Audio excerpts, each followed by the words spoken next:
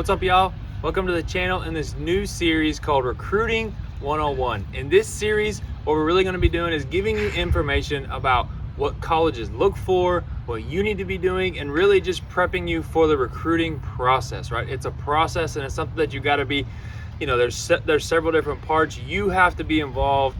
It's a grind, right? Whether you're a top tier guy or you're just not, you're in between that, right? So what we want to do is give you tools, give you information about what they're looking for, what your role is, and how to stay steady in that grind and keep going. So I hope you enjoy it.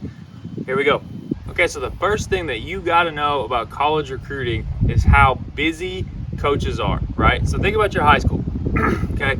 You've got maybe 4 coaches, maybe 5 if you're lucky, okay? And they've got 40 guys, 50 guys, 60 guys that they have to go through, right? Plus teach, plus do all this other stuff, right? So you think when you get to college, it'll be a little bit easier, right? They don't have to always teach, they don't have to do, but that's a misconception, okay? So most places, they may have 4 to 6 guys, but 2 of those guys are going to be grad assistants. One of those guys is going to be a volunteer, so he's going to be a volunteer assistant, so he's going to have to be doing other things, right? Most junior colleges have 2 guys, 2 for 50 to 60 guys. That is crazy, right?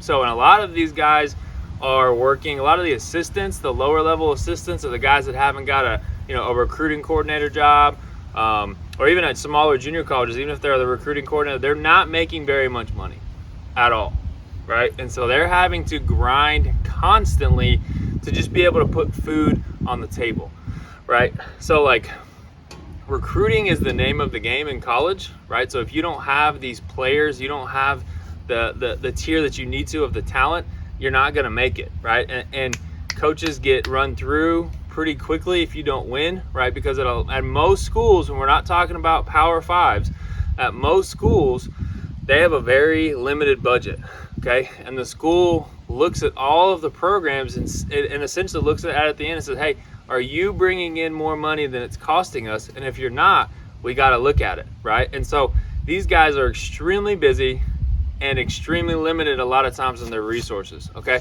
So you've got to understand that. Like I heard one college coach say, he said, 80% of my job is recruiting, which is crazy to think about, right? But they they talk to so many people, they get so many emails, they do so many things, right? Like I've had an acquaintance told me that he used to work for a school where his job, this is a Power 5 school, his job was to delete all the emails that coaches receive. Now, that doesn't mean that you don't email, but that's just giving you a picture of like how busy they actually are, okay?